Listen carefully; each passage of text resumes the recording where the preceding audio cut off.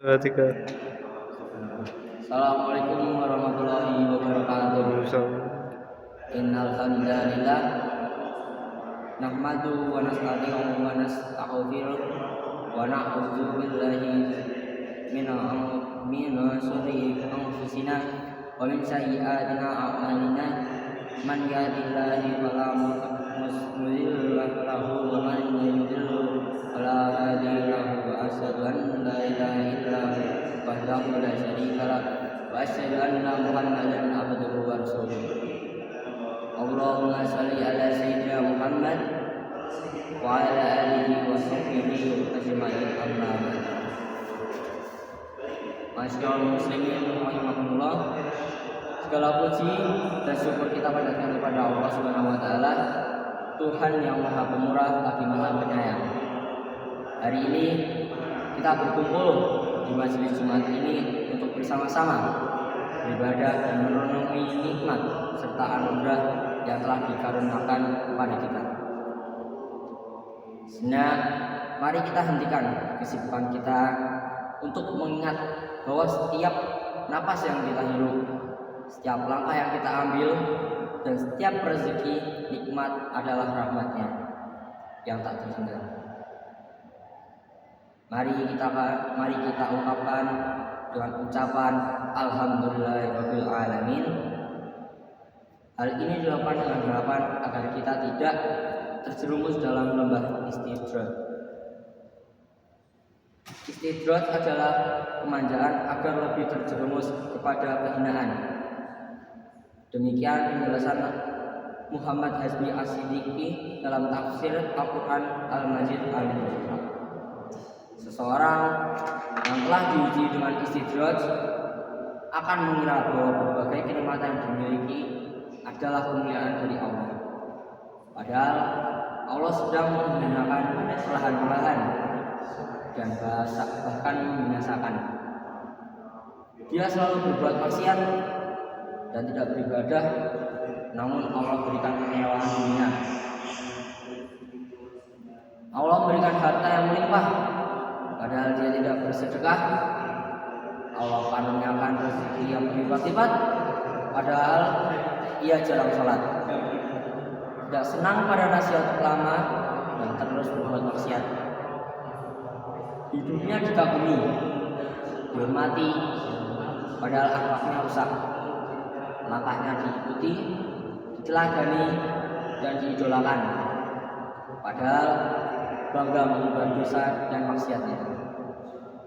Dia sangat jarang diuji dengan sakit, padahal dosa-dosanya membunuh. Tidak pernah diberikan musibah, padahal gaya hidupnya penuh jumawa, meremehkan sesama dan ampunan. Allah berikan keluarga yang sehat dan cerdas, padahal dia memberi makan dari harta hasil yang haram. Hidup bahagia penuh canda tawa, padahal banyak orang yang dia zalimi. Karirnya terus menanjak, padahal banyak orang yang menginjak-injak. Semakin tua semakin makmur, padahal berlubang dosa sepanjang umur.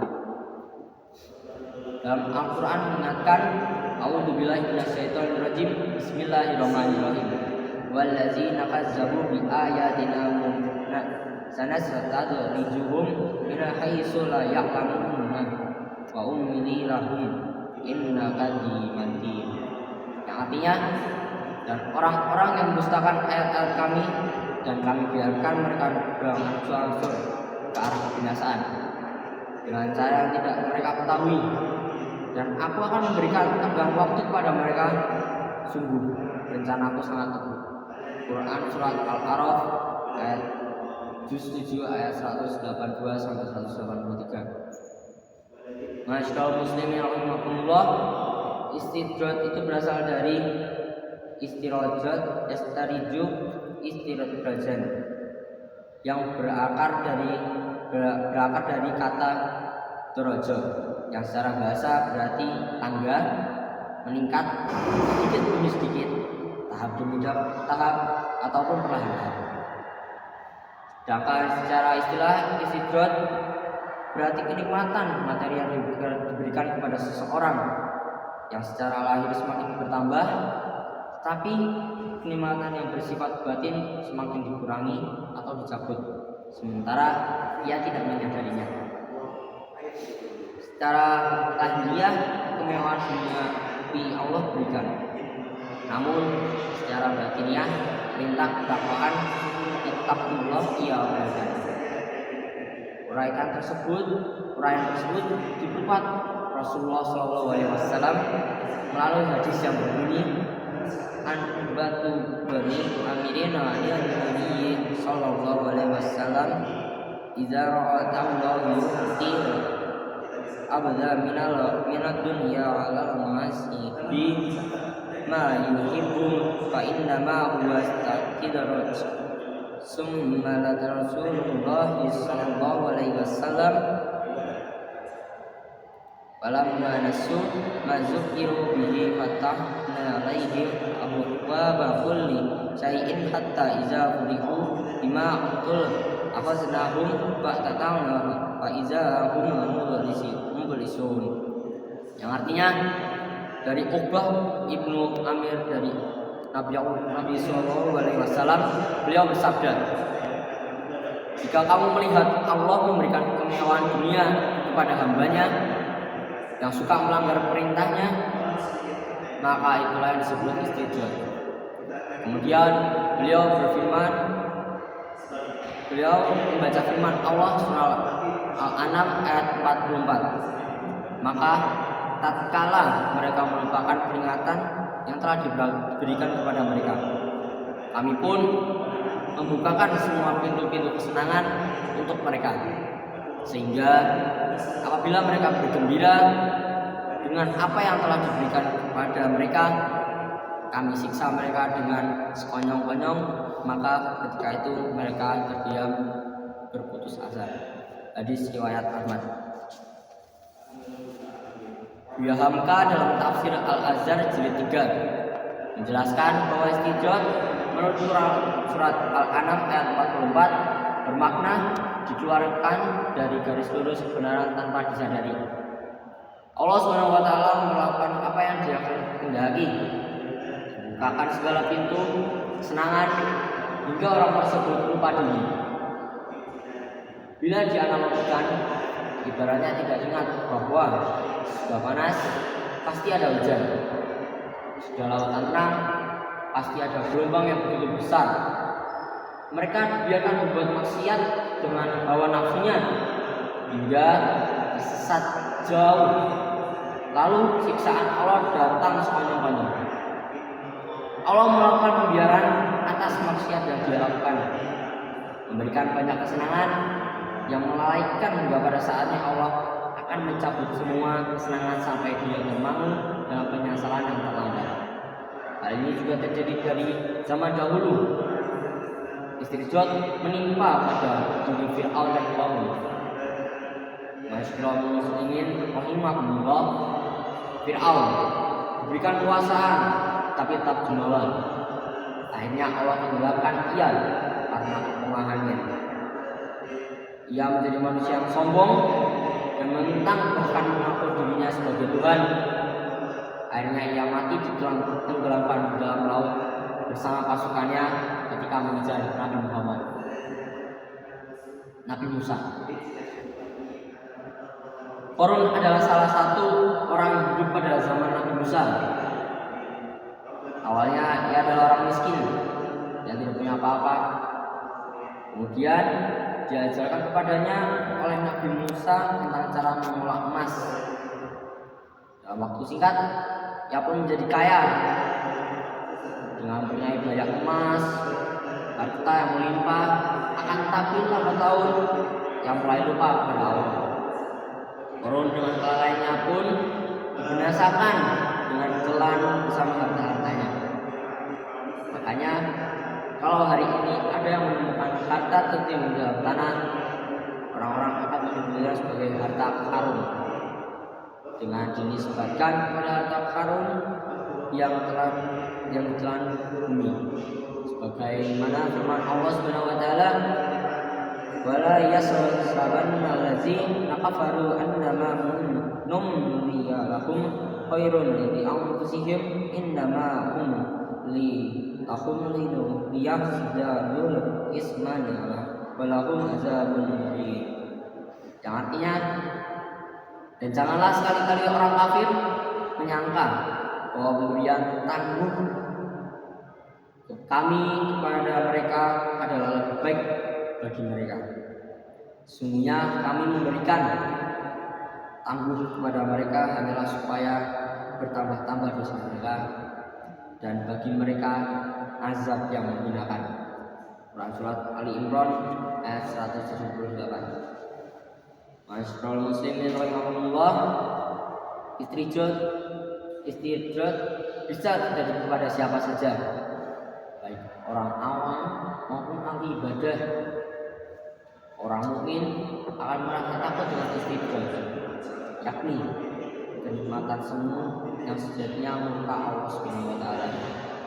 Namun sebaliknya, orang-orang yang tidak beriman akan beranggapan bahwa kesenangan yang mereka peroleh merupakan sesuatu yang layak didapatkan. Biasanya istidrat diberikan kepada orang-orang yang mati hatinya. Mereka adalah orang-orang yang tidak merasa bersedih atas ketaatan yang ditinggalkan dan tidak menyesal atas kemaksiatan yang terus ia perbuat.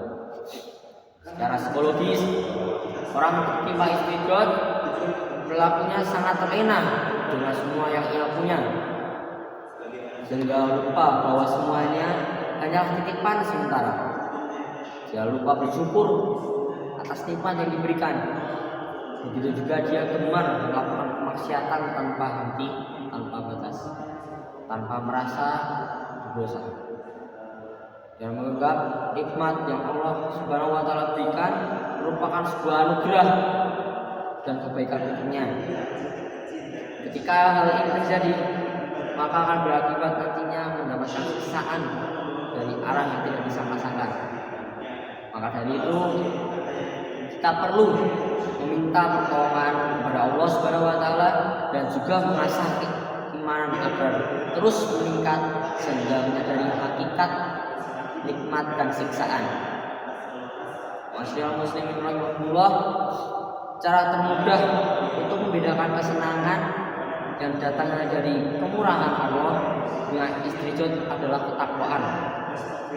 Jika orang tersebut takwa dan taat dalam beribadah, bisa jadi nikmat yang diterima adalah kemurahan Allah. Begitupun sebaliknya, apabila orang tersebut lalai pada ibadah, bisa jadi hal tersebut merupakan istidrat. Bagi siapa saja yang saat ini sedang diliputi kebahagiaan, sedang merasakan rezeki yang lancar, menaikkan jabatan, ataupun kebahagiaan lainnya, kiranya perlu was-was pada dirinya dan waspada, karena bisa jadi saat ini dia sedang teridentifikasi mengalami istidrat. Bagaimana cara mengenalinya? Berikut ciri-ciri istidrat, yakni yang pertama, nikmat dunia semakin bertambah, namun keimanan semakin menurun. Yang kedua, mendapat kemudahan hidup meski terus-menerus bermaksiat. Tiga, rezeki selalu bertambah meski terus lalai dalam ibadah. Yang keempat, semakin kaya namun semakin menjadi kikir. Dan yang kelima, jarang sakit namun kerap berlaku sombong. Hal ini selaras dengan apa yang dikatakan oleh Syekh Ibnu Athaillah Asy-Syafani dalam Al-Hikmah, yakni tif minum wuju isani ilaika wa lawa fi isaati amahu an yakuna lidzalika idraja sanas tadrijuhum minas haitsu la ya'lamun. Artinya, takutlah pada perlakuan baik Allah padamu di tengah doa kamu yang terus menerus terhadapnya. Karena itu bisa jadi sebuah istidrat, seperti firman-Nya, kami mengistidratkan mereka dari jalan yang mereka tak ketahui. Masyaallah muslimin rahimakumullah, berdasarkan uraian tersebut di atas dapat disimpulkan bahwa ketika seseorang mendapatkan nikmatan, baik nikmat rezeki, nikmat materi, ataupun yang non materi, ataupun apapun itu, hendaklah ia bersyukur atas nikmat yang diberikan oleh zat pemberi nikmat, dan bukannya lupa kepadanya, dan segera bersyukur kepadanya, baik secara lisan, perbuatan, maupun keyakinan dalam hati. Realisasi syukur itu bisa berupa semakin rajin beribadah, bersedekah, maupun berperilaku-perilaku yang positif dan yang bermanfaat bagi orang lain. Begitu banyak istijat sampai Umar bin Khattab pernah berdoa, "Ya Allah, sesungguhnya aku berlindung kepadamu menjadi mustajab atau orang yang tertarik dengan berangsur ke arah kebinasaan." Barakallahu fi wa lakum fil Qur'ani azim wa nafa'ani wa iyyakum ma fihi min ayati dzikri hakim wa taqabbalallahu minna minkum illa ta'tahu wa innahu huwas samiul alim. Qawlu qawli hadza ta'firullah azim innahu ghafurur rahim.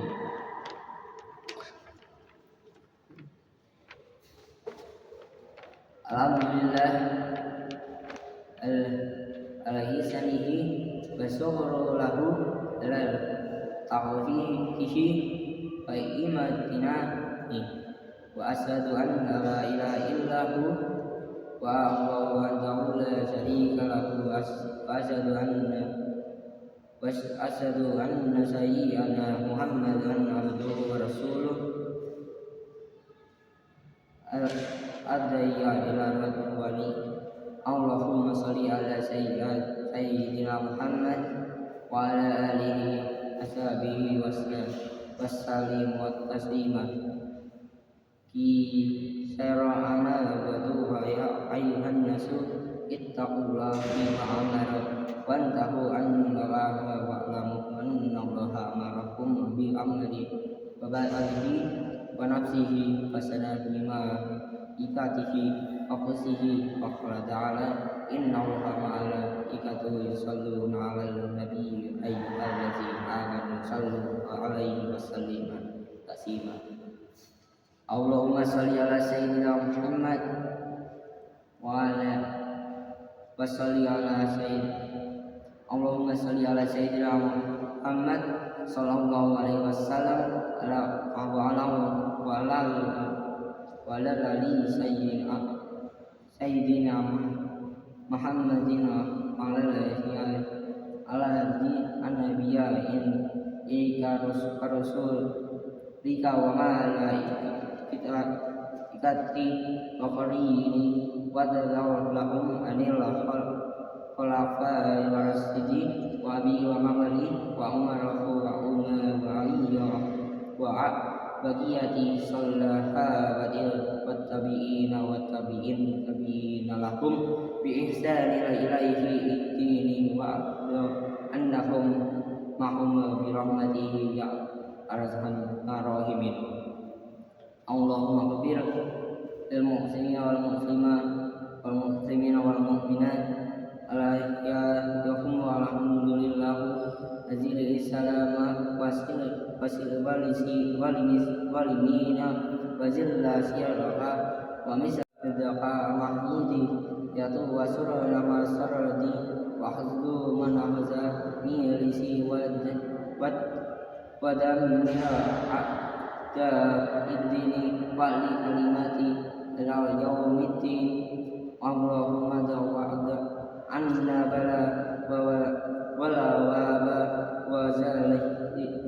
wazira wal mahani wasul fitnati wa mihana wa ana wa daraminaha wa ma